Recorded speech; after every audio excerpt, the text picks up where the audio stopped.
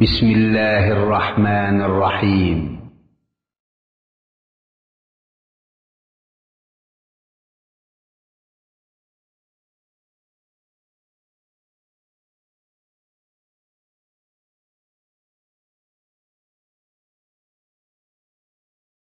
ولا تقربوا الزنا إنه كان فاحشة وساء سبيلا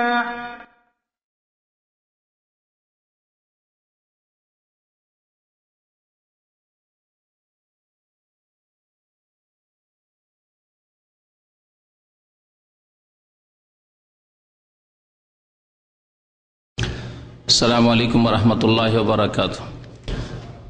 إن الحمد لله نحمده ونستعينه ونستغفره ونعوذ بالله من شرور أنفسنا ومن سيئات أعمالنا من يهده الله فلا مضل له ومن يضلله فلا هادي له وأشهد أن لا إله إلا الله وحده لا شريك له وأشهد أن محمدا عبده ورسوله صلى الله تعالى عليه وعلى آله وصحبه وسلم تسليما كثيرا. يا أيها الذين آمنوا اتقوا الله حق تقاته ولا تموتن إلا وأنتم مسلمون. يا أيها الناس اتقوا ربكم الذي خلقكم من نفس واحدة وخلق منها زوجها وبث منهما رجالا كثيرا ونساء واتقوا الله الذي تساءلون به والأرحام إن الله كان عليكم رقيبا.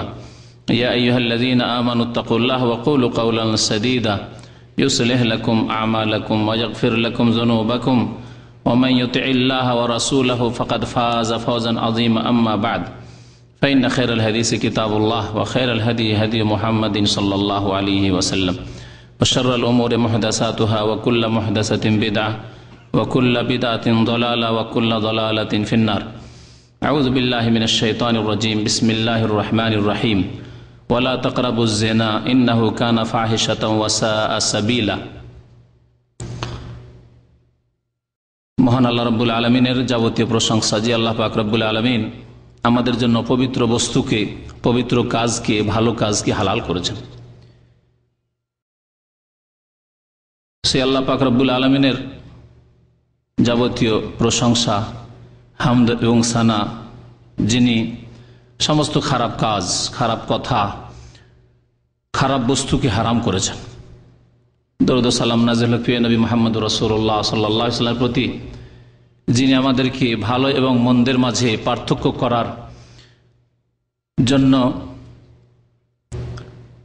আল্লাহ পাক রব্বুল আলামিনের পক্ষ থেকে রাসূল হিসাবে প্রেরিত হয়েছেন এবং তার দাওয়াত তিনি সুন্দররূপে মানব জাতি পর্যন্ত পৌঁছে দিয়েছেন। আল্লাহুম্মা সাল্লি আলাইহি আল্লাহুম্মা বারিক আলাইহি। আজকে আমাদের বিষয়বস্তু হচ্ছে এমন একটি নোংরা স্বভাব, নোংরা চরিত্র সম্পর্কে, যেই চরিত্রকে আল্লাহ পাক রব্বুল আলামিন কোরআনে কারীমে হারাম করেছেন, রাসূলুল্লাহ সাল্লাল্লাহু আলাইহি সাল্লাম হাদিসে হারাম ঘোষণা করেছেন এবং চরম অপরাধ বলে আখ্যায়িত করেছেন। এবং যতগুলি আসমানি কিতাব আল্লাহ পাক নাজিল করেছেন কোরআনে কারীমের পূর্বে, সমস্ত আসমানি কিতাবে সেই কাজকে, নোংরা কাজকে হারাম করেছেন। এমনকি মানব সমাজ, শুধু মুসলিম সমাজ নয়, মানব সমাজ যদি রুচিশীল হয়, যদি তাদের রুচি থাকে, রুচিতে বিকৃতি না আসে, যেমন এক শ্রেণীর লোকদের রুচিতে আজকাল বিকৃতি ঘটেছে। যেমন রোগী মানুষ, যার জ্বর হয়ে যায়, সে জিহ্বায় স্বাদ পায় না, ভালো জিনিস খাওয়ালেও স্বাদ পায় না, তেমনি আজকালকার এক শ্রেণীর মানুষের রুচিতে বিকৃতি ঘটেছে। তাদেরকে বাদ দিয়ে অমুসলিম যারা, যাদের রুচি রয়েছে অমুসলিম হওয়া সত্ত্বেও, তারাও সেই কাজকে নোংরা মনে করে। আর সেই কাজ হচ্ছে জেনার অপরাধ, ব্যভিচার। এমন একটি নোংরা কাজ যাকে আল্লাহ পাক রব্বুল আলামিন কোরআনে কারীমে ফাহিশা, অশ্লীল এবং জঘন্য কাজ বলে আখ্যায়িত করেছেন। ফাহিশা বলা হয় এমন কাজকে, যেই কাজ আল্লাহ পাক রব্বুল আলামিনের নিকট তো হারাম, তাছাড়া প্রত্যেক মানুষ যাকে অত্যন্ত নোংরা এবং ঘৃণিত কাজ মনে করে, একে ফাহিশা বলা হয়। যেসব ফাহিশা কাজ বা কথা রয়েছে, বেশ কিছু রয়েছে, শুধু একটি বিষয় নয়, তার মধ্যে সবচাইতে যেগুলি নোংরা তার একটি হচ্ছে জেনা, আর একটি হচ্ছে সমকামিতা। এছাড়াও ফাহেসার অন্তর্ভুক্ত হচ্ছে উলঙ্গ হওয়া, অথবা যে অঙ্গগুলি নারী পুরুষে ঢেকে রাখতে হয় সেগুলিকে ঢেকে না রাখা। কোরআন কারীমের ভাষায় আল্লাহ পাক রব্বুল আলামিন একেও অশ্লীলতা এবং ফাহেসা, নোংরা কাজ বলে আখ্যায়িত করেছেন। এইরকমই যেসব কথা, যেসব গান বাজনা, যেসব অশ্লীল কথা বা আচরণ মানুষের চরিত্রকে ধ্বংস করে, নষ্ট করে, অথবা ছায়াছবি আজকালকার জামানায় যেগুলি চরিত্রকে নষ্ট করে, সেগুলি হচ্ছে ফাহেসা, নোংরা কাজ বা নোংরা কথা বলা হয়েছে কোরআন এবং হাদিসের ভাষায়। আল্লাহ পাক রব্বুল আলামিন ফাহেসা থেকে সতর্ক করেছেন কোরআনে কারীম, ওয়ালা তাকরাবুল ফাওয়াহিশা মা যাহারা মিনহা মা বাতান। তোমরা নোংরা কাজগুলির, কথাগুলির কাছেও যাবে না, তা প্রকাশ্যে হোক অথবা গোপনীয় হোক। এই জেনা সম্পর্কে আল্লাহ পাক রব্বুল সূরা বনি ইসরাইল, তার অপর নাম হচ্ছে সূরাতুল ইসরা, যাতে আল্লাহ পাক রব্বুল ইসরা মেরাজে নবী করিম সাল্লাল্লাহু আলাইহি ওয়াসাল্লাম গিয়েছিলেন, তার ঘটনা দিয়ে শুরু করেছেন এই সূরা। এই সূরার আয়াত নম্বর 32 ইরশাদ করেছেন আল্লাহ পাক রব্বুল আলামিন, ওয়ালা তাকরাবুজ জিনা, তোমরা জেনার কি জেনা করিও না। আল্লাহ বলেছেন জেনার নিকটে যেও না, জেনার কাছেও যেও না। জেনা করা তো দূরের কথা, জেনার কাছেও যেও না, জেনার কাছে যাওয়া হারাম। ওয়ালা তাকরাবুজ জিনা, তাহলে বোঝা যাচ্ছে জেনার ক্ষেত্রে জেনার দূর থেকে একটা বর্ডার আছে, সীমানা আছে, ওই সীমানার কাছেও যেও না, বর্ডারের কাছে যেও না। ওয়ালা তাকরাবুজ জিনা, তারপরে কারণ হিসাবে আল্লাহ পাক বলছেন ইন্নাহু কানা ফাহিশা, কারণ এই চরিত্র হচ্ছে অত্যন্ত নোংরা চরিত্র, এই কাজ হচ্ছে অত্যন্ত অশ্লীল এবং ঘৃণিত কাজ, যা রুচিশীল মানুষও, কাফের হইলেও, বেদিন হইলেও, মুশরিক হইলেও সেই কাজ নিজের মায়ের জন্য পছন্দ করতে পারে না। কোনো কাফের বলতে পারবে যে আমি আমার মায়ের জন্য এই কাজ পছন্দ করি, যদি তার রুচি থাকে, সে রোগাক্রান্ত না হয়। চরিত্রের ক্ষেত্রে, আকীদার ক্ষেত্রে, ঈমানের ক্ষেত্রে রোগাক্রান্ত হওয়া সত্ত্বেও এমনও ব্যক্তি ছিল মানব জাতির ইতিহাসে যারা এই জেনার, অশ্লীলতা থেকে, নোংরামি থেকে দূরে ছিল। নূহ আলাইহিস সালামের স্ত্রী, লূত আলাইহিস সালামের স্ত্রী, তারা মুসলিম ছিল না কাফের? কাফের। ঈমান নিয়ে এসেছিল নূহ আলাইহিস সালামের ওপর, নূহ আলাইহিস সালামের বিবি ঈমান নিয়ে আসেনি। লূত আলাইহিস সালামের স্ত্রী ঈমান নিয়ে এসেছিল লূত আলাইহিস সালামের ওপর, নবীর ওপর, আল্লাহর ওপর, ঈমান নিয়ে আসেনি। তাহলে তারা কাফের হয়ে মারা গেছে। তাদের জন্য চিরকালের জাহান্নামের আযাব রয়েছে পরকালে। কিন্তু দুনিয়ার ক্ষেত্রে, দুনিয়ায় তারা পার্থিব জীবনে, তাদের জীবনে তারা তাদের চরিত্র নষ্ট করেনি। তারা জেনাকারী, ব্যভিচারকারিনী ছিল না, তারা চরিত্রহীনা ছিল না। তাহলে কাফের হলেও যদি রুচি থাকে, তাহলে কাফেরও জেনার অপরাধকে নোংরা কাজ মনে করে। আরেকটি এখানে ঘটনা দিকে ইঙ্গিত করি, সিরাতের কিতাবাদিতে রয়েছে যে নবী করিম সাল্লাল্লাহু আলাইহি ওয়াসাল্লামের সামনে আবু সুফিয়ানের স্ত্রী হিন্দ, ওর নাম ছিল হিন্দ, কিন্তু আমাদের দেশের বক্তারা, আলেমরা হিন্দা হিন্দা বলে, কারণ আমাদের দেশের মহিলার নাম হইলে তা লাগাইতে হবে বা হা লাগাইতে হবে, তাই না? ফাতেমা, আয়েশা যেমন বলে অভ্যাস, হিন্দা, হিন্দ নাম ছিল। তো এই হিন্দ যখন ইসলাম গ্রহণ করার জন্য আসলো, যা করেছিল কুফর অবস্থায় করেছিল, আর যেসব করেছে, কিন্তু আল্লাহ পাক শেষ জামানায় ইসলাম কবুল করার তৌফিক দিলেন ওকে। ইসলাম কবুল করার জন্য আসলো, মৌখিক শপথ নবী করিম সাল্লাল্লাহু আলাইহি ওয়াসাল্লামের সাথে বায়াত, ইসলাম গ্রহণের শুরু হলো। নবী করিম সাল্লাল্লাহু আলাইহি ওয়াসাল্লাম তাকে বললেন যে তুমি শপথ করো, বায়াত করো যে আমি শিরিক করব না। ঠিক আছে, শিরিক করব না, আমি হত্যা করব না সন্তানদেরকে, সেই জামানায় সন্তানদেরকে হত্যা করা হয়তো, আমি জেনা করব না,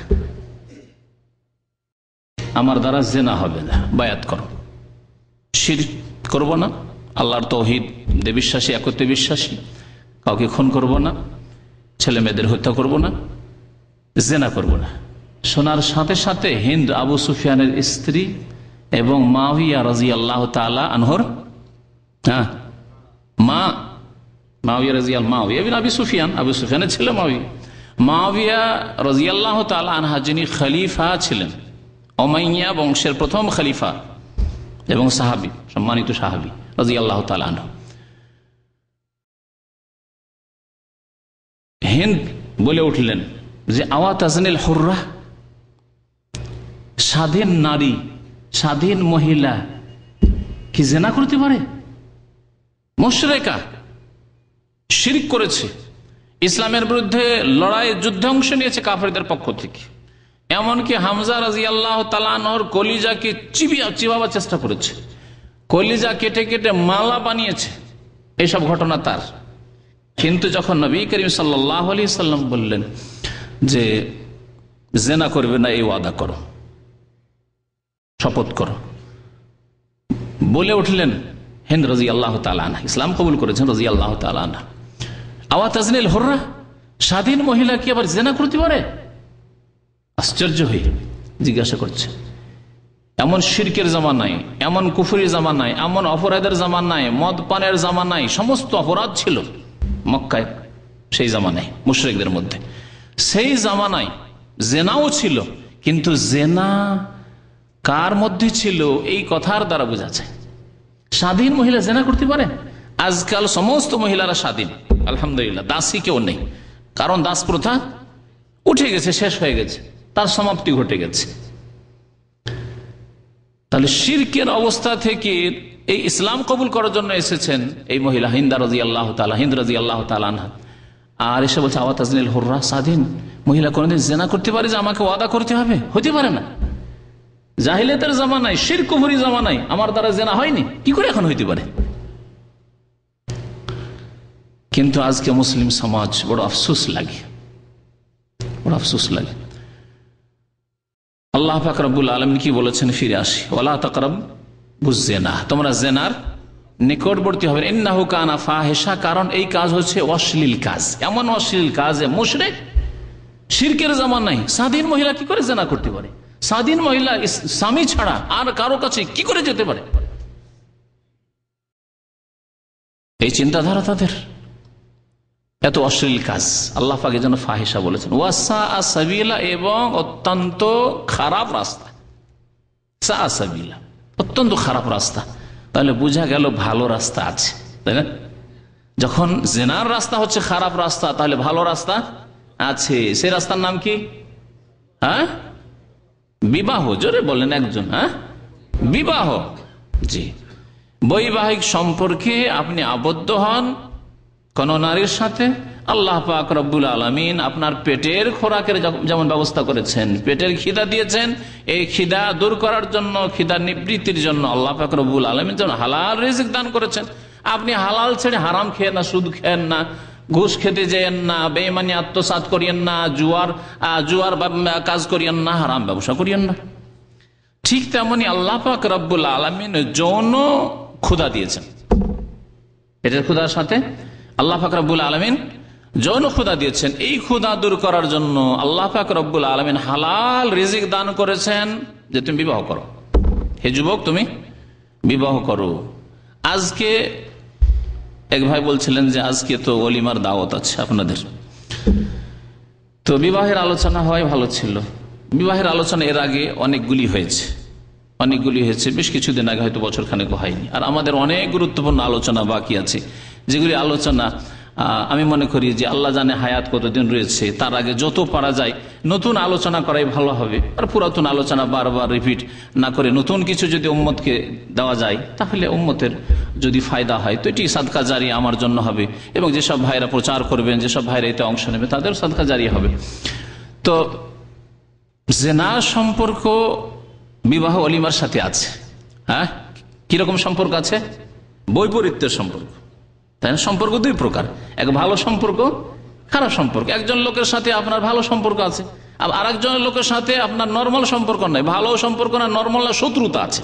তাহলে এটা একটা সম্পর্ক, খারাপ সম্পর্ক, খুব খারাপ সম্পর্ক। আমার বলছেন যে নর্মাল, ওকে চেনেও না, জানিও না, ওর সাথে সম্পর্ক এরকম না, শত্রুতা। তো আল্লাহ পাক রব্বুল আলামিন জেনাকে হারাম করেছেন, এই হারাম রিজিক। আর হালাল রিজিক হচ্ছে বৈবাহিক সম্পর্কের মাধ্যমে আল্লাহ পাক রব্বুল যে পবিত্র সম্পর্ক দিয়েছেন, স্বামী স্ত্রী সম্পর্ক, দাম্পত্য জীবনের সম্পর্ক, সেই সম্পর্ক আল্লাহ পাক রব্বুল আলামিন এই জন্য বিবাহের জন্য কোরআন কারীম উৎসাহিত করেছেন। এবং বিবাহ যারা করতে পারে না, অসহায়, তাদের বিবাহ দিয়ে দাও। আল্লাহ পাক রব্বুল আলামিন বলেছেন ওয়ানকিহুল আয়ামা মিনকুম, তোমাদের মধ্যে যারা অবিবাহিত, বিবাহ করতে পারে না বা অবিবাহিতা, তাদের বিবাহ দেওয়ার ব্যবস্থা করো। এমনকি তোমাদের যারা কৃতদাস রয়েছে, ওয়াসসালিহিনা মিন ইবাদিকুম ওয়া ইমাইকুম, তোমাদের দাস দাসী রয়েছে, যদি সৎ হয় তাদেরও বিবাহ শাদী দিয়ে দাও। আল্লাহ পাক রব্বুল এইভাবে উৎসাহিত করেছেন যাতে করে হারামের রাস্তা বন্ধ হয়ে যায়, হারামের রাস্তা সংকুচিত হয়ে যায়, হারামের রাস্তার সুযোগ খারাপ লোকেরা না পায়। তো বলছিলাম যে আল্লাহ পাক রব্বুল আলামিন জেনাকে ফাহেশা বলেছেন এবং খারাপ রাস্তা বলেছেন। আল্লাহ পাক তাহলে সহি রাস্তা, সঠিক রাস্তা দিয়েছেন। আল্লাহ পাক সেই রাস্তায় আমাদেরকে চলার তৌফিক দান করেন এবং হালাল রাস্তায় বৈবাহিক সম্পর্কে আল্লাহ পাক আমাদের সকলে যেন বরকত দান করেন। আল্লাহ পাক আমাদেরকে, আমাদের স্ত্রী, আমাদের ছেলে মেয়ে, সবকিছুতে আল্লাহ পাক আমাদের রিজিকে আল্লাহ পাক যেন বরকত দান করেন। এই জেনা, আল্লাহ পাক বলেছেন যে জেনার নিকটে যেও না। তাহলে আপনাদেরকে জিজ্ঞাসা করি, একজন দুজন করে জবাব দেবেন, সবাই না বলে। জেনার কাছে যাও তাহলে কি হতে পারে? আল্লাহ বলছেন জেনার কাছে যেও না। জেনার কাছে যাওয়া যেমন কি হইতে পারে? যে এমন কিছু কাজ করলে জেনার কাছে যাওয়া হয়।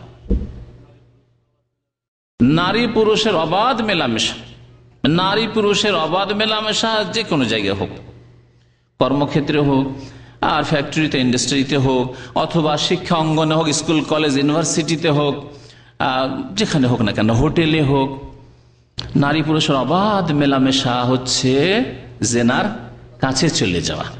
আপনার মেয়েরা, আপনার বোনেরা, আপনার আত্মীয় স্বজন যেসব মহিলা রয়েছে, তারা যদি অবাধ মেলামেশায় পুরুষদের সাথে, অপর পুরুষদের সাথে কাজকর্ম করে, চলাফেরা করে, তাহলে এটি হচ্ছে জেনার কাছে চলে যাওয়া।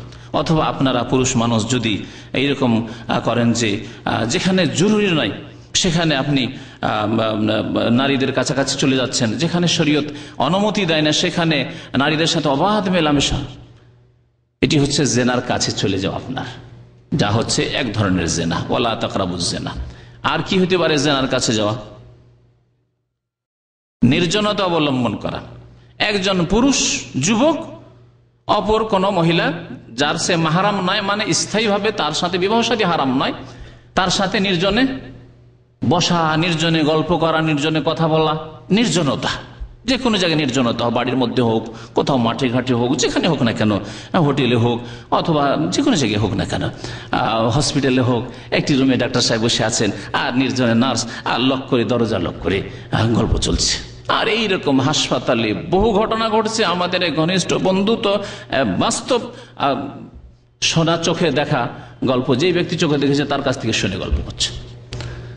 তো নির্জনতা অবলম্বন করা এইরকমই আমাদের দেশে সবচেয়ে বড় ফিতনা। ঘরে ঘরে ফিতনা হচ্ছে শালীর সাথে গল্প। শ্বশুর বাড়ি গিয়ে স্ত্রীর সাথে গল্প করবে না, শালীর সাথে গল্প, আজকের দিন শালীর সাথে। আচ্ছা, তারপরে নিজের বাড়িতে স্ত্রী তো আছে, ও তো আছে 24 ঘন্টা, ভাবির ঘরে গিয়ে গল্প, ভাবির ঘরে গিয়ে গল্প।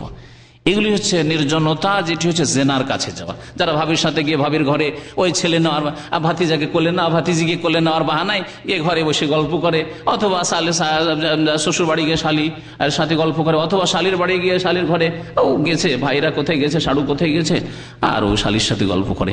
এগুলি হচ্ছে জেনার কাছে যাওয়া। আল্লাহ বলছেন ওয়ালা তাকরাবুজ জেনা। আর জেনার কাছে যাওয়া, অবৈধ ভালোবাসা। অবৈধ ভালোবাসা হচ্ছে মহিলাদের সাথে ভালো, পুরুষের মহিলার সাথে ভালোবাসা কি? ইসলামী ভালোবাসা হচ্ছে যে আমার দিনই বোন, এতটা যথেষ্ট, কিন্তু তাদের সাথে সম্পর্ক রাখা ভালোবাসা। আজকাল যে স্কুল কলেজ ইউনিভার্সিটিতে যে যুবক যুবতীর ভালোবাসা, এটা হচ্ছে জেনার কাছে যাওয়া। আল্লাহ বলছে ওয়ালা তাকরাবুজ জেনা, এ প্রেম করিও না। আমাদের ভণ্ড পীরেরা প্রেমের রাস্তা খুলেছে। দোষ কলেজ ইউনিভার্সিটি ওয়ালাদের দেব না, আগে দোষ দিতে হবে বিদআতপন্থীদের, ভণ্ড পীরেরা, যারা লাইলা মাজনুর কিসসা বলে ইশকে ইলাহি শিখায়। তখন সাধারণ মানুষ মনে করে যে প্রেম করা তো কোনো দোষণীয় ব্যাপার না, কারণ আমাদের পীরে কিবলা তো লাইলা মাজনুর কিসসা শোনায়। তো লাইলা মাজনুর কিসসা যদি ভালোই না হবে, কেন পীরে কিবলা শোনাবে? পীরকে কিবলা বানিয়ে দিয়ে নিজেও গোমরা হইলো, আরো পীরেও গোমরা, আর জাতিকে গোমরা করলো। আর কোন কারণ? হ্যাঁ, জেনার কাছে যাওয়া, যেমন অশ্লীল দৃশ্য, অশ্লীল ছবি দেখা, যারা এই নোংরা ছবি ব্লু ফিল্ম দেখে, অথবা ব্লু ফিল্ম শুধু নয়, এমনকি সিরিয়াল দেখে মহিলাদের দিকে বারবার তাকে একটা যুবক মানুষ 25 বছর, 28 বছর, 30 বছর বয়স, 18 বছর বয়স, আর বিবি পায় না, হয় বিবাহ হয়নি, করতে পারে না, বা সুযোগ সুবিধা হয়ে ওঠে না, অথবা বিবাহ করেছে কিন্তু বউ সাথে রাখতে পারে না, যেমন প্রবাসীদের অবস্থা। এই ফিল্ম দেখলে চরিত্র ঠিক থাকে, তখন ওই শয়তান তার মনে ধান্দা দেবে যে কোথায় পাবি তুই, কোথায় পাবি, খোঁজ কর তো দেখি কোথায় আছে, কোথায় আছে। বড় জেনায় গিয়ে পৌঁছে দিব, আল্লাহ তাকরাবু জেনা। তাহলে ফিল্ম দেখা, সিরিয়াল দেখা, মহিলাদের দিকে তাকানো, সে মহিলাই হোক, মানে আসলে মহিলা অথবা মহিলাদের ছবি, এসব তাকানো, এমনকি মহিলাদের থেকে খবর শোনা, টিভির খবর শোনা, এগুলো হচ্ছে জেনার নিকটবর্তী হওয়া। আল্লাহ বলছেন আল্লাহ তাকরাবু জেনা, জেনার কাছে যেও না। আর কোন? মহিলাদের বেহায়া বেপরদা হয়ে মাথা খুলে চেহারা খুলে রাস্তাঘাটে চলাফেরা করছে, তারা নিজেরা আকৃষ্ট হচ্ছে অন্য যুবকদের, এই সুন্দর যুবকদের ওই দিকে তাকায় মহিলা, আর ওদের দিকে কত যে তাকাচ্ছে, ওই পেশাব পায়খানার যেগুলো মাছি রূপের মানুষ, সেগুলি ভ্যান ভ্যান ভ্যান ভ্যান করে ওই দিকে তাকাচ্ছে। দেখেন এইরকম দৃশ্য গাড়ি থেকে যখন নামছে, মহিলারা এসে হসপিটালে যেসব চাকরি করে, আর দেখেন ওই মাছির মতো ভ্যান ভ্যান করে, মনে হচ্ছে যে বসেই যাবে গায়ে মাছি, পেশাব পায়খানার মাছি। এগুলি এইরকম বহু কারণ রয়েছে, সময় কম, সুতরাং এই কারণে আমি সময় কাটিয়ে দিতে চাই না। আমার মনে হয় এই জেনার বিষয়বস্তু কমপ্লিট না হলে আগামী শুক্রবারে বাকি অংশটুকু কমপ্লিট করব। আগে বাড়ি একটু, আল্লাহ পাক রব্বুল আলামিন জেনার রাস্তাকে বন্ধ করার জন্য প্রথম ঈমানি শক্তি বাড়াতে বলেছেন। ঈমানি শক্তি, ঈমানি শক্তি যদি দুর্বল হয়ে যায় না, ঈমানি শক্তি বাড়ছে না, ঈমানি শক্তি দিয়ে জেনা থেকে বাঁচছে না। আজকাল অধিকাংশ মানুষ সত্য কথা, হক কথা বলার প্রয়োজন রয়েছে যাতে আমাদের সংশোধন হয়। অধিকাংশ মানুষ, বরং অধিকাংশ মুসলিম জেনা থেকে বেঁচে যারা আছে তাদের কথা বলছি, যারা জেনা থেকে বাঁচে না তাদের কথা বলছি না। যারা জেনা থেকে বেঁচে আছে তাদেরকে তো জিজ্ঞেস করেন যে আপনার দ্বারা জেনা হয়নি কেন, এর উত্তরের পরিসংখ্যান আপনি গণনা করেন, যে আপনি 10 জন 20 জন 50 জনকে জিজ্ঞাসা করে একটা পার্সেন্টেজ নিয়ে আসেন। আজকালকার যে পার্সেন্টেজ এই গণনার যে সিস্টেম রয়েছে, এই সিস্টেমে তো দেখবেন অধিকাংশ লোক যাদের দ্বারা জেনা হয়নি, জেনা থেকে বেঁচে আছে, তারা উত্তর দেবে যে সমাজে আমি কি হয়ে যাব, চরিত্রহীন হয়ে যাব, সমাজে আমি বদনাম হয়ে যাব, সারা জীবন যতদিন বেঁচে থাকবো লোকজন যে দেখবে গ্রামের এলাকার বলবে এই লোকটি জানো অমুকের মেয়ের সাথে কাজ করছে, অমুক জায়গায় ধরা পড়েছে, এই কাজ করেছে। তাহলে আল্লাহর ভয়ে নয়, কার ভয়ে? সমাজের ভয়ে জেনা থেকে বেঁচে থাকে যারাও জেনা থেকে বেঁচে থাকে, আর অধিকাংশই জেনা থেকে বেঁচে থাকে না। অল্প সংখ্যক কিছু আছে যারা আল্লাহ পাক রব্বুল আলামিনকে ভয় করে, কেরামান কাতেবিন ডানে বামে আছে, লিখা হয়ে গেল, লিখা হয়ে যাবে, কেউ দেখছে না। আলামি আলাম বিআন্নাল্লাহ ইয়ারা, জানো নাকি যে আল্লাহ দেখছেন, জানো নাকি আল্লাহ দেখছেন, কেউ নেই কিন্তু আল্লাহ তো দেখছেন। এই রকমের ঈমানওয়ালা মানুষ ইসলাম তৈরি করতে চেয়েছে, যাদের জন্য কোনো শাস্তির প্রয়োজন নেই, পানিশমেন্টের প্রয়োজন নেই, যাদের জন্য জেলখানার প্রয়োজন নেই, প্রশাসনের কোনো প্রয়োজন নেই, আল্লাহকে ভয় করে সমস্ত পাপ থেকে বেঁচে থাকে, চুরি ডাকাতি জেনা খুন সমস্ত কাজ থেকে, সমস্ত পাপ থেকে, পাপের কাজ থেকে বেঁচে থাকবে যদি আল্লাহর ভয় থাকে। আল্লাহর ভয় যাতে করে তৈরি হয় কোরআন এবং হাদিস, সে আল্লাহ পাক রব্বুল আলামিন তার রাসূল সাল্লাল্লাহু আলাইহি সাল্লাম এইভাবে তরবিয়ত করতে চেয়েছেন মানব জাতিকে, যাদের তরবিয়ত হইল না হলো না কাজ। তাহলে জেনার জন্য কঠোর শাস্তি আল্লাহ পাক রব্বুল আলামিন দুনিয়ার শাস্তি নির্ধারণ করেছেন, আর আখিরাতের শাস্তি রয়েছে। এক শাস্তি হচ্ছে দুনিয়ার শাস্তি, যাকে বলা হয় হদ। হদ মানে হচ্ছে শরীয়তের দণ্ডবিধান, শাস্তি, শরীয়তের নির্ধারিত শাস্তি। আল্লাহ পাক হদ নির্ধারিত করেছেন কয়েকটি পাপের ক্ষেত্রে, আর বাকি যেগুলি পাপ রয়েছে সেই পাপগুলির ক্ষেত্রে যদি আল্লাহ পাক রব্বুল শাস্তি নির্ধারিত না করেন, সেটা কাজীর উপর ছেড়ে দেওয়া হয়েছে।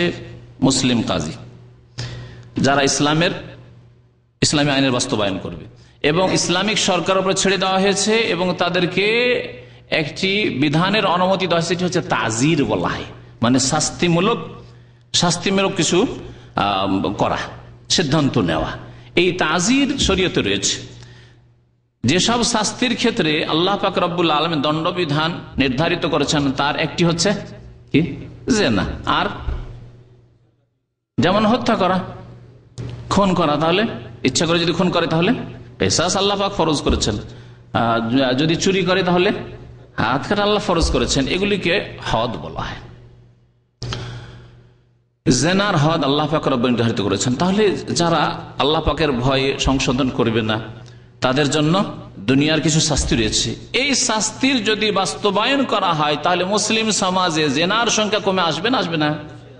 যারাই জেনার দিকে ইচ্ছা করবে তাদেরকে একবার চিন্তা করে দেখতে হবে, যারে জেনা তো করে নিলাম 5 মিনিটের ব্যাপার, খুব স্বাদ, পার্থিব স্বাদ, একটু হারাম, যদি হারামের সেন্স থাকে আর যদি নাও থাকে, হারামের যদি ধারণা নাও থাকে, এইরকম ইমান নাও থাকে, তাহলে পিছনে আরই ধরা যদি পড়ে যায় পুলিশের হাতে, ইসলামিক সরকার, মুসলিম সরকার, ইসলামী আইনের বাস্তবায়ন হবে, তাহলে কি হবে? যদি বিবাহিত হই তাহলে এই শাস্তি আর বেঁচে থাকতে পারবো না, আর যদি অবিবাহিত হইতে এমন মার দিবে যে হয়তো বাঁচবো না। আর মানুষের সামনে মার খেতে হবে সারা জিন্দেগি। লোকেরা বলবে এই লোকটির ওপর জেনার শাস্তি কায়েম করা হয়েছে, এই লোকটির ওপর জেনার দণ্ডবিধান কায়েম করা হয়েছে, হদ লাগানো হয়েছে। সুতরাং মুসলিম সমাজ জেনা থেকে পাক হবে না? হবে না?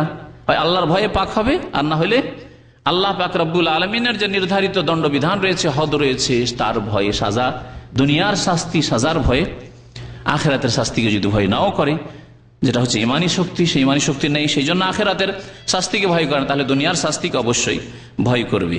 তো আল্লাহ পাক রব্বুল আলামিন জেনাকে হারাম করেছেন এবং জেনার রাস্তাকে বন্ধ করার জন্য এই বিধান জারি করেছেন। জেনা শুধু এই বড় জেনার নাম নয়, এছাড়াও বেশ কিছু জেনা রয়েছে।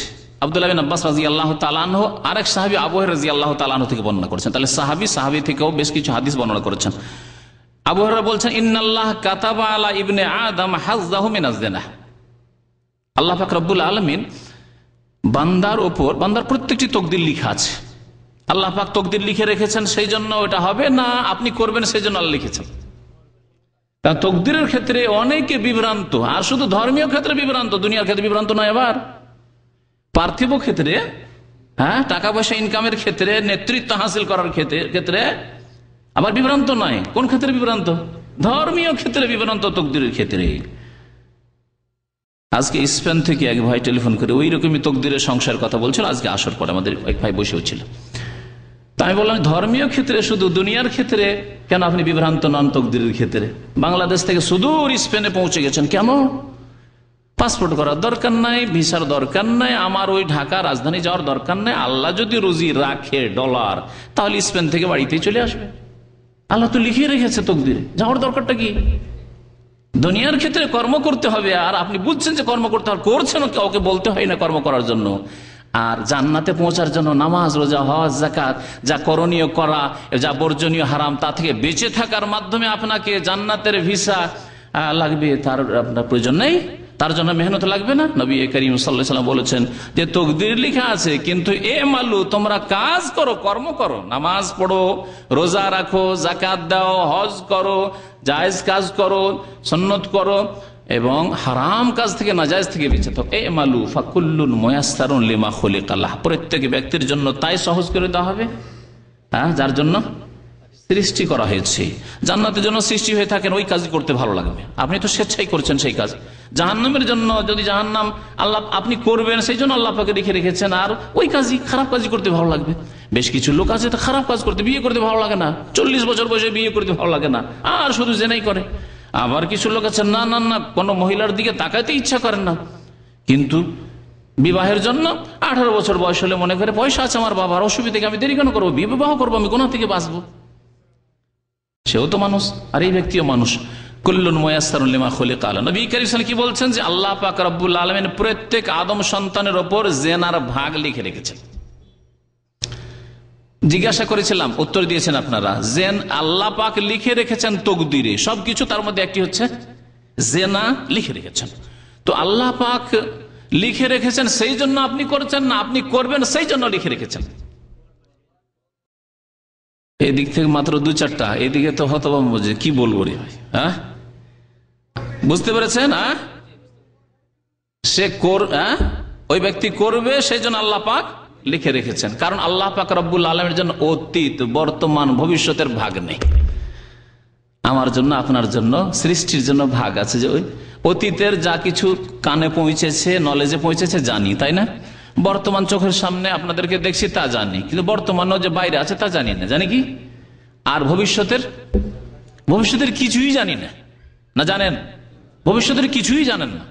আল্লাহ পাক রব্বুল আলামিন ভবিষ্যতের সবই জানেন। আর যদি আচ্ছা আপনার জিন্দেগিতে আপনি ভালো করবেন, জান্নাতে যাবেন, আল্লাহ জানেন না জানেন না? যদি বলেন যে না, যেমন গুমরাহ হয়েছে যারা তাকদীর অস্বীকার করেছে, বলছে না যখন করব তখন, তাহলে আল্লাহর অজ্ঞতা আপনি বলতে চান যে আল্লাহ তাহলে জানেন না, আমার কি হবে আল্লাহ জানেন না, যখন হবে তখন জানবেন। কত বড় গুমরাহি! অথচ আল্লাহ পাকের 99টি নামের একটি নাম হচ্ছে আলিম। সবকিছুই যিনি জানেন, সবকিছুই যিনি জানেন। তো আল্লাহ পাক রব্বুল আলামিন লিখে রেখেছেন, যেহেতু আপনি ওই রাস্তায় যাবেন, আল্লাহ সবকিছু জানছেন। আপনার বায়োডাটা আগে থেকে জানেন, আপনি এরকম কাজ করবেন, আপনি ভালো কাজ করবেন, ভালো লিখে রেখেছেন, মন্দ করবেন আল্লাহ জানেন, সেজন্য লিখে রেখেছেন। আমরা মানুষ হিসাবে যখন চিন্তা করি তখন হতভম্ব হয়ে যায় যে আল্লাহ লিখে রেখেছেন, তাহলে তো আমাদের এখতিয়ার নেই। আমাদের এখতিয়ার বুঝতে পারছেন না? আজকে যে এসেছেন, স্বেচ্ছায় আসেননি, আবার কখনো যে আসেন না, স্বেচ্ছায় থাকেন না। আজকে গেলাম না, থেকে গেলাম, আজকে ধুলোবালি উঠছে, আজকে গেলাম না। যেদিন করেন এরকম হয়তো, বা আজকে খুব ক্লান্তি মনে হচ্ছে, আজকে যাব না। তো সে স্বেচ্ছায় থাকেন না, না বেঁধে রাখে কেউ, খাটের সাথে বেঁধে তো রাখে না। তাহলে বোঝা গেল যে আমাদের স্বাধীনতা, আমাদের অনুভূত ফিলিং আছে, আমাদের অনুভব করছি যে আমরা স্বাধীন। আল্লাহ পাক রব্বুল আলামিন আপনি আমি যে কাজগুলি করব সেগুলি লিখে রেখেছে। তার মধ্যে হচ্ছে হাজ্জুহু মিনাজ জিনা, জিনার যে অংশগুলি লিখে আছে বিভিন্ন রকমের। আদরাকা যালিকা লা মুহালা, তা অবশ্যই করবে। যদি না করে, আল্লাহ পাক লিখে রেখেছেন আর একজন লোক করলো না, তাহলে ক্ষতি কি হবে? দেখি তকদিরের পরীক্ষা নিয়ে কতটা আপনাদের জ্ঞান আছে তকদির সম্পর্কে। হ্যাঁ, আল্লাহ লিখে রেখেছেন আর ব্যতিক্রম ঘটিয়ে দিলেন, আপনি তা করলেন না, এরকম হবে নাকি? যদি হয়ে যায় তাহলে কি হবে? তাহলে আল্লাহ পাক রব্বুল আলামিন দুর্বল, যা রিপোর্ট দিয়েছেন ভুল রিপোর্ট, ঠিক না? আল্লাহ দুর্বল, আলা কুল্লি শাইইন কাদির, তিনি আলিম, তিনি হাকিম। সুতরাং আদরাকা যালিকা লা মুহালা, অবশ্যই অবশ্যই হবে, আপনি করবেন, সেই জন্য তো লিখে রেখেছেন আল্লাহ পাক রব্বুল আলামিন, ব্যতিক্রম ঘটবে না। ফাজেনা লাইনে তারপর নবী কারীম সাল্লাল্লাহু আলাইহি ওয়াসাল্লাম বলছেন যে চোখের জেনা আছে। চোখের জেনা কি? আন্নাজুরু, দেখা, সরাসরি মহিলাদের দেখা অথবা মহিলার ছবি দেখা হচ্ছে চোখের জেনা। ওয়াজেনাল লিসানে, আজকাল ইন্টারনেটের যুগে ইন্টারনেট খুলে অধিকাংশ যুবকদেরকে ভালো দিক দেখতে ভালো লাগে না। ইন্টারনেটে ভালো দিক আছে, ভালো সাইট আছে, না ভালো দেখবে না খারাপ দেখবে। যেখানে খারাপ খারাপ ছবি আছে, যেখানে নোংরা ছবি আছে, যেখানে মহিলার ছবি আছে, কোনখানে বিবাহ শাদীর দিক আছে, ওগুলো খুঁজবে। কোনখানে প্রেম আলাপ আছে, যদি এই খুঁজে, এই হচ্ছে জেনা। কিসের? চোখের জেনা। ওয়াজেনাল লিসানে আল মানতিক, নবী করিম সাল্লাল্লাহু আলাইহি ওয়াসাল্লাম বলছেন যে জবানেরও জেনা আছে, জিহ্বার জেনা, বাকশক্তির জেনা। তা হচ্ছে আল মানতিক মানে কথা বলা, না তাকায়ান্তিক থেকে মানতিক মানে কথা বলা। তাহলে কথা বলা হচ্ছে কিসের জেনা? জবানের জেনা। আজকালকার জামানায় কথা বলে জেনা করে। আল্লাহ পাক একটি বড় নিয়ামত দিয়েছেন দুনিয়ার, যেই নিয়ামত দিয়ে অনেক উপকৃত আমরা হচ্ছি, সেই নিয়ামতকে আল্লাহর শুকরিয়ার কাজে, নেকির কাজে, ভালো কাজে ব্যবহার না করে হারাম কাজে যুবকরা ব্যবহার করে। তা হচ্ছে মোবাইল। যুবতীরা, স্কুল কলেজের যুবতীদের হাতে 18 বছরের মেয়ে, 16 বছরের মেয়ে, আর মোবাইল তুলে দিয়ে দিল।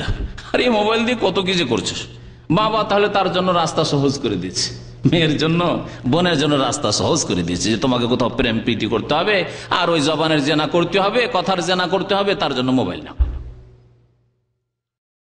জবাব দিতে হবে কাল কিয়ামতে এরকম অভিভাবকদের, ভাইদেরকে জবাব দিতে হবে, বড় ভাইদেরকে জবাব দিতে হবে, বাবাকে জবাব দিতে হবে, জবাব দিতে হবে, অভিভাবককে জবাব দিতে হবে। এইরকমই যেসব যুবকরা আল্লাহর এই নিয়ামতকে খারাপ কাজ ব্যবহার করছেন, সুম্মা লা তুসআলুনা ইয়াওমাইযিন আনিন নাঈম, অতঃপর তোমাদেরকে সেই দিন নিয়ামত সম্পর্কে জিজ্ঞাসা করা হবে। মোবাইল দিয়েছিলাম বাবু তোমার পকেটে, এই মোবাইলকে কোন কাজে ব্যবহার করেছো? তুমি প্রেম করেছো, তুমি কোন মহিলার আওয়াজ পেলে আবার বারবার ওকে টেলিফোন করা শুরু করেছে। কেউ যদি ভুল করেই দেয়, রং নম্বর চলে আসে, আর পিছনে লেগে গেল, বারবার টেলিফোন। আজকাল অনেক লোকদের এইরকম কুচরিত্র রয়েছে। আল্লাহ পাক যেন আমাদের হেফাজত করেন। ওয়ান্নাফস তামান্না, আর মনের জেনা হচ্ছে, মনেরও জেনা আছে। মনের জেনা হচ্ছে জেনার কামনা বাসনা করা, আকাঙ্ক্ষা করা, সুযোগ পাওয়া যেত যদি, সুযোগ পাওয়া যেত যদি, চান্স পেতাম যদি, চান্স পায় না কিন্তু চান্স পাওয়া যেত যদি, কোথাও খবর পেতাম, কোথায় কি আছে না আছে। এই তামান্না ও তাশতাহি, আগ্রহ করা এবং লালসা করা, সুযোগ সুবিধা খোঁজা, এগুলি হচ্ছে মনের জেনা। ওয়াল ফারজু ইউসাদ্দিকু যালিকা ওয়া ইউকাযযিবুহু, আর লজ্জা স্থান, এই যে জবানের জেনা, চোখের জেনা আর মনের জেনা, এগুলির সত্যায়ন করে, মানে বাস্তবায়ন করে, অথবা বাস্তবায়ন করতে অক্ষম হয়, পারে না, চেষ্টা চালায় করতে গিয়ে হয়তো এই বড় হারাম, এই কাবিরায় লিপ্ত হয়ে যায়। মনে রাখবেন যে সাগিরা, ছোট গুনাহ বারবার করলে তা সাগিরা থাকে না, কাবিরা হয়ে যায়। সুতরাং কেউ যদি প্রেম আলাপ করতে থাকে, প্রেম আলাপ মানে তো একদিনের নয়, একদিনে কোনো কথা একটা বলে দিছে রহস্য না, তাহলে সে সাগিরা আর নেই, কাবিরা। ওই রকম হাতের জেনা রয়েছে। হাতের জেনা হচ্ছে স্পর্শ করা, পায়ের জেনা হচ্ছে জেনার কাজে অথবা অশ্লীল জিনিস দেখার জন্য, অশ্লীল কথা শোনার জন্য, ফিল্ম টেলিম সিনেমা এসব শোনা দেখার জন্য কি করা, পায়ে হেঁটে যাওয়া, এগুলি হচ্ছে অঙ্গ প্রত্যঙ্গের জেনা। একটি কথা বলি, কাল কিয়ামতে আমাদের বিরুদ্ধে সাক্ষী দেবে, অনেকে সাক্ষী দেবে, তার মধ্যে অঙ্গ প্রত্যঙ্গ, শরীরের অঙ্গ প্রত্যঙ্গ সাক্ষী দেবে। আলিয়াউমা নাখতিমু আলা আফওয়াহিহিম ওয়া তুকাল্লিমুনা আইদিহিম ওয়া তাশহাদু আরজুলুহুম, হাতে কথা বলবে, পায়ে সাক্ষী দেবে। অন্য আয়াতে রয়েছে তাশহাদু আলাইহিম আলসিনাতুহুম ওয়া আইদিহিম ওয়া আরজুলুহুম, হাত, জবান, অঙ্গ প্রত্যঙ্গ এগুলি কি করবে, সাক্ষী দেবে। আপনার পক্ষে সাক্ষী দেবে এগুলি অঙ্গ প্রত্যঙ্গ, না বিপক্ষে দেবে, আপনি চিন্তা করুন। আল্লাহকে একটু ভয় করুন এবং কাল কিয়ামতে জবাব দিতে হবে, এই চিন্তা করুন। আল্লাহ পাক রব্বুল আলামিন জেনাকে খুব বড় অপরাধ বলে আখ্যায়িত করেছেন। এই জন্য কোরআনে কারীম আল্লাহ পাক রব্বুল আলামিন সূরা ফুরকানের কয়েকটি আয়াতে যেখানে রহমানের বান্দাদের গুণাবলী আল্লাহ পাক উল্লেখ করেছেন, সেখানে রহমানের বান্দাদের একটি গুণ হচ্ছে যে তারা শিরিক করে না। ওয়াল্লাযীনা লা ইয়াদউনা মা আল্লাহি ইলাহান আখার, শিরিক করে না। ওয়ালা ইয়াকতুলুনা আন-নাফসাল্লাতী হারামাল্লাহু ইল্লা বিল হক, এবং তারা অন্যায়ভাবে কি করে না, হত্যা করে না। তাহলে খুনি হতে পারে না। আল্লাহর বান্দা যারা রহমানের বান্দা, রহমানের অনুগত, অবাধ্য নয়। বান্দা দুই প্রকার, এক হচ্ছে অনুগত বান্দা আর এক হচ্ছে অবাধ্য নাফরমান বান্দা। না, নাফরমান বান্দা অনুগত বান্দা, আল্লাহ তোমার বান্দা, আমি তোমার গোলাম, তোমার বিধান মেনে চলি, তোমার রাসূলের তরিকা আমি মেনে চলি, অনুগত বান্দা। রহমানের বান্দা শিরিক করতে পারে না, রহমানের বান্দা খুন করতে পারে না। ওয়ালা ইয়াজনুন, আর রহমানের বান্দা, আল্লাহর বান্দা কি হইতে পারে না, জেনাকারী, ওয়ালা ইয়াজনু, জেনাকারী হইতে পারে না। ওয়া মাইয়া ফাল যালিকা ইয়ালকা আসামা, আর যদি কেউ এইসব কাজ করে তাহলে বহু গুনাহ নিয়ে জাহান্নামে যাবে। আলকা আসামা, আসাম গুনাহর বোঝা নিয়ে জাহান্নামে যাবে। ইউদাআফ লাহুল আযাব ইয়াউমাল কিয়ামাহ, কিয়ামতের দিনে তাদের জন্য দ্বিগুণ শাস্তি, বহুগুণ শাস্তি করা হবে। ইউদাআফ মানে শুধু দ্বিগুণ না, বহুগুণ শাস্তি করা হবে, শাস্তি বৃদ্ধি করে দেওয়া হবে। ওয়া ইয়াখলুদ ফীহি মুহানা, এবং জাহান্নামে চিরকাল লাঞ্ছিত অপদস্থ হয়ে অবস্থান করবে। ইয়াখলুদ আল্লাহ পাক বলেছেন। তাহলে কি জেনাকারী চিরকাল জাহান্নামে থাকবে, মুশরিক চিরকাল জাহান্নামে থাকবে, খুনি চিরকাল, আল্লাহ পাক কয়েক আয়াতে চিরকালের কথা বলেছেন। এই জন্য আহলে সুন্নাত ওয়াল জামাতের আকীদা, খুনিরও শাস্তি হচ্ছে চিরকাল জাহান্নাম। কিন্তু আল্লাহ পাক তার রহমতে যদি তার ঈমান থাকে এবং নামাজ থাকে, আমাদের দেশে এরকম লোক পাবেন জেনা করে 5 ওয়াক্ত নামাজি, পাওয়া মুশকিল। নামাজ থাকে, ঈমান থাকে, তাওহীদ থাকে, শিরক না থাকে, তাহলে কুফরি না থাকে, তাহলে কোনদিন আল্লাহ পাক উদ্ধার করতে পারেন। চিরকালকে, এখানে চিরকাল বলা হয়েছে, দীর্ঘকালকে বলা হয়েছে, অথবা চিরকালই তার শাস্তি, কিন্তু আল্লাহ পাক তার রহমতে কোনদিন বের করবেন যদি নেক আমল থাকে, অর্থাৎ তাওহীদের পরে নামাজ থাকে। ওয়াখলুদ ফীহি মুহানা, তাহলে এই হচ্ছে কোরআনে কারীমের অপরাধ। 3টি অপরাধ, বহু অপরাধ রয়েছে। ইমাম যাহাবী রাহমাতুল্লাহ 70-এর বেশি কাবিরা গুনাহ উল্লেখ করেছেন।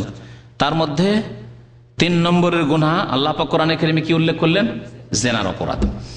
এই জেনা সম্পর্কে নবী করিম সাল্লাল্লাহু আলাইহি ওয়াসাল্লাম কি আব্দুল্লাহ ইবনে মাসউদ রাদিয়াল্লাহু তাআলা সহিহ বুখারী মুসলিমের হাদিস জিজ্ঞাসা করলেন যে আইয়ু যামবি আকবার বা আযমা ইনদাল্লাহ, ইয়া রাসূলুল্লাহ, আল্লাহ রাসূল সাল্লাল্লাহু আলাইহি ওয়াসাল্লাম, আইয়ু যামবি আযমা ইনদাল্লাহ, কোন গুনাহ সবচেয়ে বড় আল্লাহ পাকের নিকটে?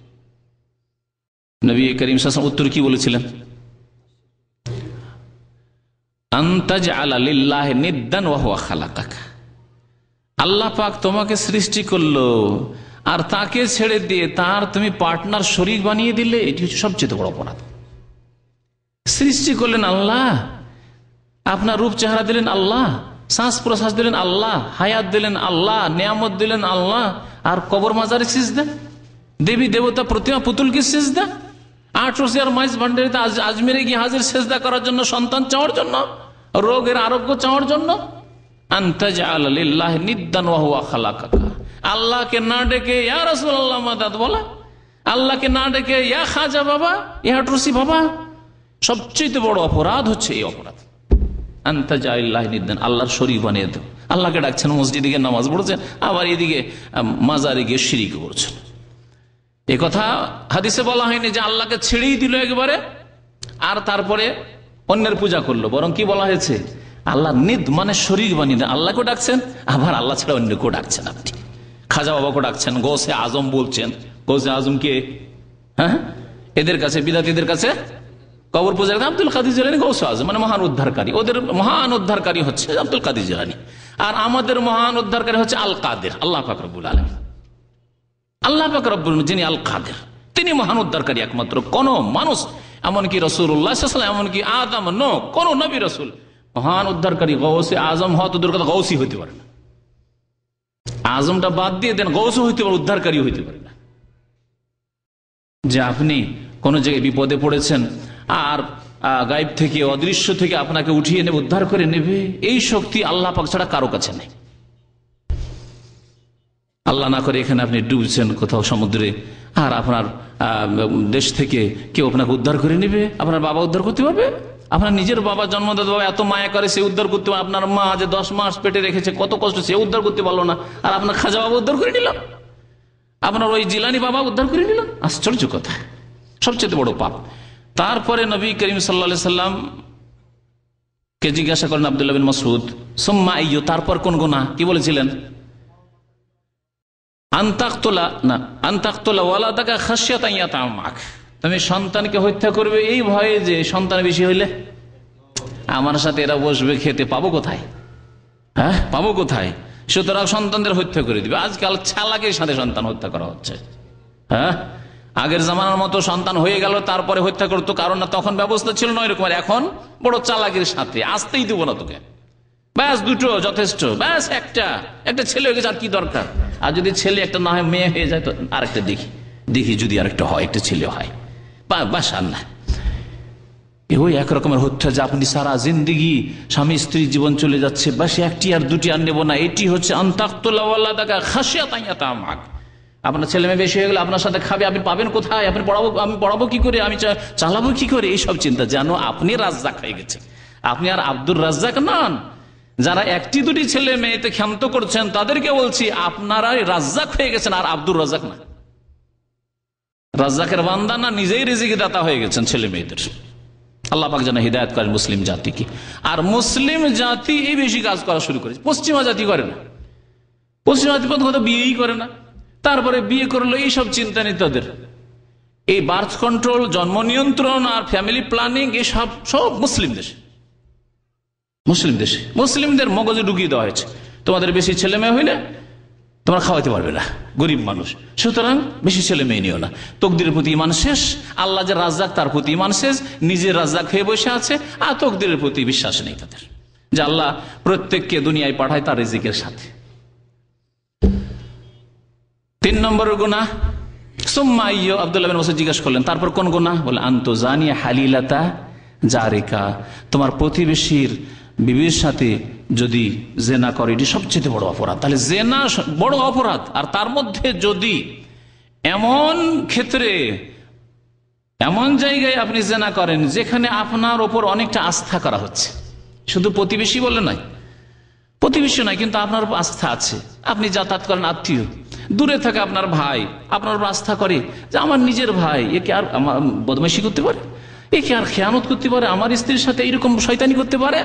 আপনাকে ছোট ভাই বলে আদর করেছে, কোলে করে মানুষ করেছে, আর আপনি জেনার রাস্তা খুলে দিলেন ভাবির সাথে। শালি ভাবছে, আপনার ভাইরা ভাই অথবা সাড়ু ভাবছে যে এই তো আমার আত্মীয়, আত্মীয় মনে করেছে, বেড়াতে গেছেন, আর বেড়াতে গিয়ে আপনি আসলে বেড়াতে যাননি জেনা করতে। জি, কাবিরা গুনাহ জিনা। আর সবচেয়ে বড় কাবিরা হচ্ছে যদি যারা আস্থা করে আপনার উপর, তাদের ঘরে গিয়ে যদি জিনা করেন আপনি। আনতুজানিয়া হালিলাতা জারিকার অর্থ হচ্ছে প্রতিবেশী, কারণ প্রতিবেশী অনেক সময় বাইরে চলে যায়, আস্থা করে যে আমার বাড়িতে কোনো প্রয়োজন হলে বিপদে আপদে এই প্রতিবেশী দেখাশোনা করবে একটু, বা হয়তো হাট বাজার করে দেওয়ার জন্য কখনো প্রয়োজন পড়বে। এবং আরেকটি বিষয় আছে যে প্রতিবেশী কখন বাইরে যায়, ডিউটিতে যায়, কখন বাড়িতে থাকে আপনার জানা আছে, কখন শহরে থাকে না, দামাম শহরে নাই, না বাইরে চলে গেছে, কখন বিদেশ চলে গেছে, কখন আসবে আপনার জানা আছে। সুতরাং এইরকম ক্ষেত্রে জিনা হওয়ার সম্ভাবনা বেশি যদি মনে শয়তানি থাকে, মনে যদি পাপের ব্যাধি থাকে, ফায়াতমা আল্লাযী ফি কলবিহি মারাদ, সুযোগ গ্রহণ করবে। সেই জন্য নবী করিম সাল্লাল্লাহু আলাইহি ওয়াসাল্লাম বলেছেন আকবরুল কাবায়ের, সমস্ত গুনাহগুলি চাইতে বড় গুনাহ হচ্ছে যে আপনজনের মাঝে জিনা করা। জিনার দুনিয়ার শাস্তি, দুনিয়ার শাস্তি আল্লাহ পাক রব্বুল আলামিন দুনিয়ার শাস্তি দণ্ডবিধান বলছিলাম কি জন্য কায়েম করতে বলেছেন, যাতে করে জিনার রাস্তা বন্ধ হয়ে যায় বা কমপক্ষে সংকুচিত হয়ে যায়। বন্ধ হবে না, হয়তো দুটো চারটা থাকবে, কিন্তু তার সংখ্যা কমে আসবে। দেখেন আজকে আলহামদুলিল্লাহ সৌদি আরবে ভিতরে কার বাড়িতে কি হচ্ছে সেটা আল্লাহ পাক জানে। সেই ক্ষেত্রে আপনার মুখস্থ বলা আপনার জন্য জায়েজ নাই, এই হচ্ছে সেই হচ্ছে। আল্লাহ পাক তাদের হিসাব নেবেন যারা লুকিয়ে গোপনে ভিতরে কি করছে না করছে। কিন্তু রাস্তাঘাটে, পার্কে, আর সমুদ্র বিচে কোথাও দেখছেন, এই স্কুল কলেজ ইউনিভার্সিটি দেখছেন কোথাও এরকম দৃশ্য? কিন্তু দেখেন যেসব দেশে ইসলামী আইনের বাস্তবায়ন নেই সেখানে যে কোনো জায়গায় বরং পতিতালয় খোলা আছে, অনুমোদন দেওয়া আছে, অনুমতি দেওয়া আছে। এখানে একটি কথা আরো বলি, জেনা ইসলামে জেনা বলা হয়েছে, সর্ব অবস্থায় জেনা। কিন্তু আজকাল মানব রচিত বিধানে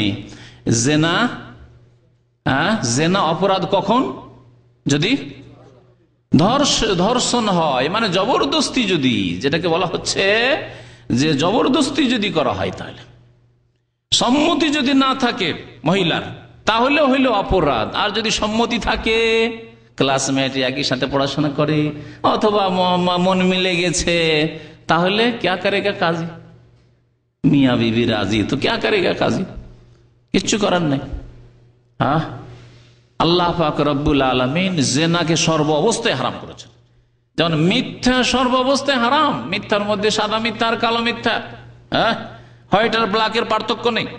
ঠিকই তেমনি জেনা সমস্ত অবস্থায় অপরাধ। এই নয় যে মানব রচিত বিধান আজকে মানুষ মাথায় করে নিয়েছে, আর মুসলিম সমাজ কি করে মানব রচিত বিধানকে কবুল করে নিয়েছে। জেনা তারপরে কোনো অপরাধ নয় যদি সম্মতি থাকে। এমনকি ধর্ষিতাও যদি হয় আর যদি আদালতে কেস যায়, তাহলে ওই ছেলেকে হয়রান না করে মেয়েকে বেশি হয়রান করা হয়, তারই হয়রানি বেশি হয়ে যায়। আজকে মানব রচিত বিধানের ফয়সালা এরকমই হচ্ছে। আল্লাহ পাক রব্বুল আলামিন মুসলিম উম্মতকে মানব রচিত বিধান থেকে মুক্ত হয়ে কোরআনে কারিমের বিধান কায়েম করার জন্য তৌফিক দান করেন। আল্লাহ পাক রব্বুল আলামিন যে দণ্ডবিধান দিয়েছেন তা হচ্ছে দুই প্রকার, কারণ মানুষ হচ্ছে দুই প্রকার, বিবাহিত, অবিবাহিত। বিবাহিত ব্যক্তি যার কাছে স্ত্রী আছে অথবা স্ত্রী নেই, মনে রাখবেন যে এই ক্ষেত্রে অনেকে মনে করে যে শুধু স্ত্রী যদি থাকে তাহলে তার শাস্তি হচ্ছে এরকম। ধরেন এমন লোক যে স্ত্রী কোন এককালে ছিল, অর্থাৎ বিবাহ করেছিল, কিন্তু স্ত্রী মারা গেছে, বর্তমানে স্ত্রী নেই, অথবা স্ত্রীকে তালাক দিয়ে দিয়েছে, তালাক হয়ে বা স্ত্রী তালাক নিয়ে চলে গেছে, স্ত্রী নেই, তাকে কি বলবেন? বিবাহিত। কোন এককালে বিবাহিত, মহসান বলা হয়েছে। মহসান অর্থাৎ যে বিবাহিত হয়েছে, কোন কালে বিবাহিত হয়েছে, এখন তার স্ত্রী থাক আর নাই থাক, তাদের হুকুম এক। অর্থাৎ আল্লাহ পাক রব্বুল আলামিন যে এই রিজিক রেখেছেন, সেই রিজিক কোনদিন সে গ্রহণ করেছে, এই আসাদন গ্রহণ করেছে, স্বাদ চেখেছে, তাদের জন্য এক রকমের শাস্তি।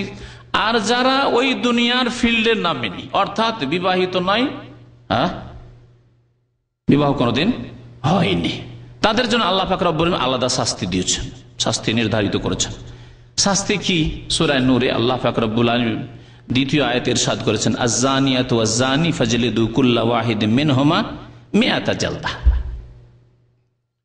এখানে অবিবাহিত নারী এবং পুরুষ, আয-যানিয়াতু ওয়াজ-যানি, আল্লাহ বলছেন জেনাকারিনী মহিলা, আয-যানিয়াতু ওয়াজ-যানি এবং জেনাকারী পুরুষ, ফাজলিদু কুল্লা ওয়াহিদিন মিনহুমা, তাদের প্রত্যেককে তোমরা কি লাগাও? বেত্রাঘাত করো, কোড়া লাগাও, বেত্রাঘাত করো। মিআতা জালদা, কতটি? 100 কোড়া লাগাও, 100টি বেত্রাঘাত করো। এই হচ্ছে শাস্তি যারা অবিবাহিত বা অবিবাহিতা। এই ক্ষেত্রে কোনো নম্রতা অবলম্বন করবে না, এই ক্ষেত্রে স্বজন প্রীতি করবে না, কাউকে কাছে কাউকে দূরে, যদি কোনো রকমের রাগ থাকে তো এই সুযোগই সুযোগ। যেমন আমাদের দেশে যে সামাজিক বিচারগুলি হয় তাতে তাই হয়, তাই না? সামাজিক বিচার যেগুলোকে সালিস বলেন আপনার, সালিস মানে তৃতীয় পক্ষ, সালিস আরবি শব্দ, কিন্তু এই সালিসে অধিকাংশ সালিসে জুলম হয়। যদি পক্ষের লোক হয় তাহলে 7 খুন মাপ। কেমন করে এদেরকে মাফ করাইতে হবে তার বুদ্ধি আছে ওই মাতাব্বরদের, নেতাদের। আর যদি বিপক্ষের লোক হয়, বিরোধী অথবা কোনো কালের শত্রুতা ছিল, বিদ্বেষ ছিল, তাহলে এই সুযোগই সুযোগ, ভালো করে একেবারে পিষে দেয়, এই জুলমের জবাব দিতে হবে। এই হচ্ছে মানবরচিত বিধান। মানবরচিত বিধান মানে শুধু আদালত ভাববেন না, এই বড় বড় চিন্তাটা ভাববেন না।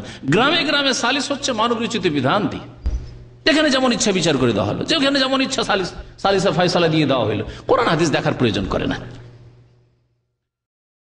মানবরচিত বিধান। আল্লাহ ওমাল্লাম ইয়াহকুম বিমা আনজালাল্লাহ ফাউলাইকা হুমুল কাফিরুন ফাসিকুন জালিম, 3টি আয়াত মর্মে রয়েছে। কেউ কাফের হবে, কেউ জালেম হবে, কেউ ফাসিক হবে, সর্বনিম্ন ফাসিক জালেম হবে। এরাই সমাজের যারা সালিস করে অধিকাংশই জালেম হয়, অধিকাংশই ফাসিক হয় এরা। আর যদি আল্লাহর বিধানকে অস্বীকার করে অথবা মনে করে যে আমরা সালিস, আমাদের এই অধিকার আছে বিচার করার, এই বিচার করার অধিকার আছে, আবার কোরআন হাদিস দেখার কি প্রয়োজন? হুজুর শেখ আপনাদের কি দরকার, মৌলানা সাহেব আপনাদের কি দরকার, আপনারা আপনার জায়গায় থাকেন, আমরা এগুলো বিচার করবো, আমরা দেখে নেব, তাহলে কাফেরুনও হয়ে যাবে, মনে রাখবেন। আল্লাহ পাক রব্বুল আলামিন 100টি বেত্রাঘাত করতে বলেছেন। আল্লাহ বলছেন ওয়ালা তাখুযকুম বিহিমা রাফা, এই ক্ষেত্রে নম্রতা অবলম্বন করবে না, মারতে গিয়ে হালকা মার দিয়ে কোন রকম ছেড়ে দাও। 10টি বেতকে শুনেছেন কিনা, 10টি বেতকে একসাথে বেঁধে নিয়ে রশি দিয়ে ঠেকিয়ে নিল, শুধু স্পর্শ করিয়ে নিল, হয়ে গেল। ওয়ালা তাখুযকুম বিহিমা রাফাতুন ফি দীনিল্লাহ, আল্লাহর দ্বীন বলা হয়েছে। তাহলে জেনার শাস্তি দেওয়াকে কি বলা হয়েছে? আল্লাহর দ্বীন, আল্লাহর দ্বীন। ইন কুনতুম তুমিনুনা বিল্লাহি ওয়াল ইয়াউমিল আখির, যদি তোমাদের আল্লাহর প্রতি ঈমান থাকে, বিশ্বাস থাকে এবং পরকালে বিশ্বাস থাকে, তাহলে এই ক্ষেত্রে কোনো নম্রতা অবলম্বন করবে না। এর নাম হচ্ছে দ্বীন। দ্বীন এইভাবে প্রতিষ্ঠা করতে হবে। আল্লাহ পাক রব্বুল যাদের হাতে ক্ষমতা দিয়েছেন তাদেরকে যেন তার তৌফিক দান করে। তো এই ছিল জেনার শাস্তি যদি অবিবাহিত হয়। আর যদি বিবাহিত হয় তাহলে এর শাস্তি কোরআনে কারিমে আছে না রাসূলুল্লাহ হাদিসে আছে? কোরআনে কারিমের যে আয়াত ছিল, আপনার অবগতির জন্য বলি, কিন্তু কোরআনে কারিমের আয়াতকে আল্লাহ পাক আয়াতটিকে, আয়াতের শব্দ বাক্যকে আল্লাহ রহিত করেছেন, হুকুম বিধান মওজুদ আছে। সূরা আহজাবে একটি আয়াত ছিল, আল্লাহ পাক রব্বুল আলামিন কোরআনে কারিমে মনসুখ বলা হয়, মনসুখ অর্থাৎ রহিত। কিছু আছে বিধানকে রহিত করেছেন, কিছু আছে আয়াতকে রহিত করেছেন, কিন্তু বিধান মওজুদ আছে। কিছু আছে আয়াত বিধান উভয়কে রহিত করেছেন। তো আল্লাহ পাক রব্বুল আলামিন এই আয়াত নাজিল করেছেন কোরআনে কারিমে, আশ-শাইখু ওয়াশ-শাইখাতু ইযা জানায়া ফারজুমুহুমা আল-বাত্তাতা। এই আয়াত আর কোরআনে কারিমে নেই, কারণ কোরআনে কারিম থেকে নবী সাল্লাল্লাহু আলাইহি ওয়াসাল্লামের জামানাতে রহিত করে দেওয়া হয়েছে। কিন্তু নবী সাল্লাল্লাহু আলাইহি ওয়াসাল্লামের হাদিস আছে যে প্রথম দিকে আয়াত নাজিল হয়েছিল, সাহাবায়ে কেরাম আয়াত তেলাওয়াত করতেন। আশ-শাইখু ওয়াশ-শাইখাতু, শাইখ মানে কি? বৃদ্ধ হয়, হ্যাঁ, বৃদ্ধ বৃদ্ধা। এখানে উদ্দেশ্য হচ্ছে বিবাহিত বিবাহিতা, বিবাহিত বিবাহিতা এজা জানায়া, যদি জেনায় লিপ্ত হয়, ফারজুমুহুমা আল-বাত্তাতা, তাহলে অবশ্যই অবশ্যই তাদেরকে রজম করো, মানে পাথর দিয়ে মেরে সংসার করে দাও। নবী করিম সাল্লাল্লাহু আলাইহি ওয়াসাল্লামের হাদিসে যদি এই হুকুম না থাকতো তাহলে মানসুখ আয়াত দিয়ে বিধান কায়েম করা যায় না, মনে রাখবেন। মনসুখ আয়াত মনসুখ হয়ে গেছে, হুকুমটি হাদিসে বাকি আছে। হাদিসগুলি আপনাদেরকে শোনায়। নবী করিম সাল্লাল্লাহু আলাইহি ওয়াসাল্লাম থেকে উবাদা ইবনে সামিত রাদিয়াল্লাহু তাআলা বর্ণনা করেছেন, খুযু আন্নি কাদ জাআলাল্লাহু লাহুন্না সাবিলা, তোমরা আমার কাছ থেকে বিধান নিয়ে নাও। আল্লাহ পাক রব্বুল আলামিন মহিলাদের জন্য রাস্তা বের করে দিয়েছেন, মহিলাদের জন্য রাস্তা বের করে দিয়েছেন, অর্থাৎ মহিলাদের ইজ্জতের হেফাজতের জন্য রাস্তা বের করে দিয়েছেন। যদি এই দণ্ডবিধান আল্লাহ পাক না দিতেন তাহলে, আর এই দণ্ডবিধানের বাস্তবায়ন যদি না হয়, যেমন হচ্ছে না, মানুষের বিধান যেসব দেশে বাস্তবায়িত হচ্ছে সেসব দেশে এই দণ্ডবিধান বাস্তবায়ন না হওয়ার কারণে কত বেশি জেনা, যে কথা বলছিলাম যে আলহামদুলিল্লাহ এখানে ইসলামী আইনের বাস্তবায়ন থাকার জন্য জেনা কোথাও খোলা নেই, কিন্তু জেনা রাত দিন জেনা চলতে আছে, জেনার ঘটনা হতে আছে, বরং জেনার অনুমতি দেওয়া আছে, কারণ মানব রচিত বিধান। জেনা অপরাধ নয়, সম্মতি থাকলে অপরাধ নয়, ধর্ষিতা হলে অপরাধ, কিন্তু সেই অপরাধ আবার আদালতে পেশ করলে আবার উকিল আছে, ব্যারিস্টারি পাশ করে বসে আছে, মানব রচিত বিধানের ব্যারিস্টার হয়ে বসে আছে, তাদেরকে তো পেটের ব্যবস্থা করতে হবে। সেই জন্য জেনা ধর্ষিতা হইলেও এমন করে 9কে 6 করতে হবে যাতে করে এই জেনা হয়নি, অথবা অপরাধ হচ্ছে এই মেয়েরই, পুরুষের কোনো অপরাধ নাই। এই হলো অবস্থা। আল্লাহ পাক রব্বুল আলামিন যেন আমাদের মুসলিম জাতিকে হিদায়াত দান করেন। নবী কারীম সাল্লাল্লাহু আলাইহি ওয়াসাল্লাম বলছেন যে আল্লাহ পাক রব্বুল আলামিন মহিলাদের জন্য রাস্তা বের করেছেন। আল বিকরু বিল বিকরে জালদু মিয়াতিন ওয়া নাফিউ সানাহ, যদি কুমার এবং কুমারী হয়, অবিবাহিতা হয়, তাহলে জালদু মিয়াতিন 100টি বেত্রাঘাত করবে, ওয়া নাফিউ সানাতিন, হাদিসে অতিরিক্ত আরেকটি সাজা শোনানো হয়েছে, 1 বছরের জন্য নির্বাসন মানে দেশ থেকে তাড়িয়ে দেওয়া। কিন্তু আজকাল দেশ থেকে তাড়িয়ে দিলে কি অবস্থা হবে বলুন তো দেখি, ভালো হবে না আরো মন্দ হবে? আরো খারাপ হবে। মুসলিম দেশ থেকে তাড়িয়ে দিলে গিয়ে দুনিয়ার জান্নাতে গিয়ে আশ্রয় নিয়ে নেবে, হ্যাঁ আশ্রয় নিয়ে নেবে। আর এভাবে আশ্রয় দেওয়া হচ্ছে, রাজনৈতিক আশ্রয়ের নামে কত আশ্রয় এরকম দেওয়া হচ্ছে অপরাধীদেরকে। তো যাই হোক,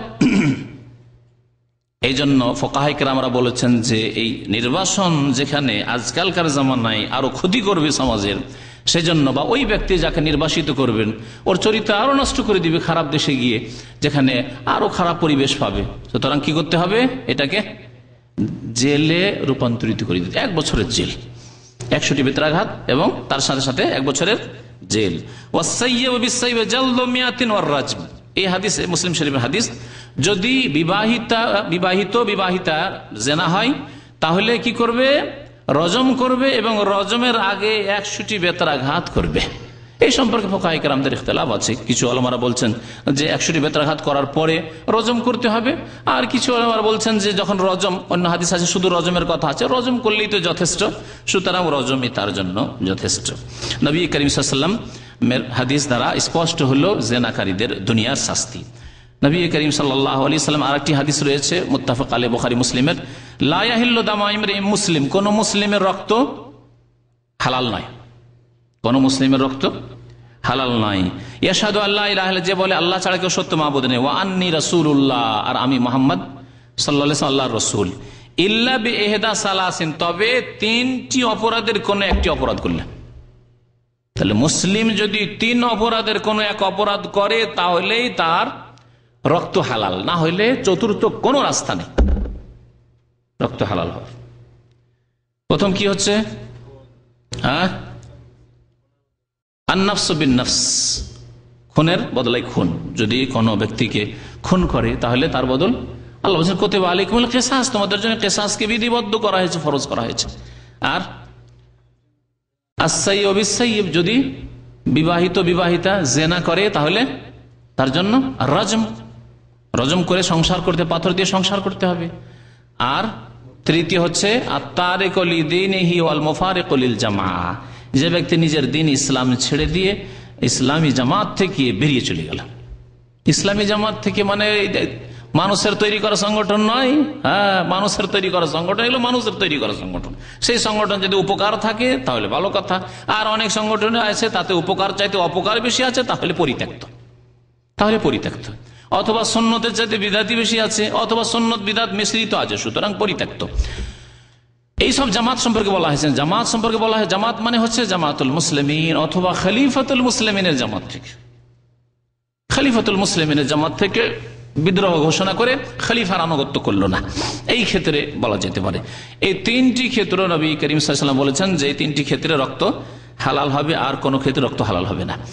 দুনিয়ার ক্ষেত্রে জেনাকারীর একটি হুকুম, সময় প্রায় শেষের দিকে, একটি হুকুম বলে শেষ করি, আখিরাতের শাস্তির কথা ইনশাআল্লাহ তাআলা আগামী শুক্রবারে আলোচনা করব।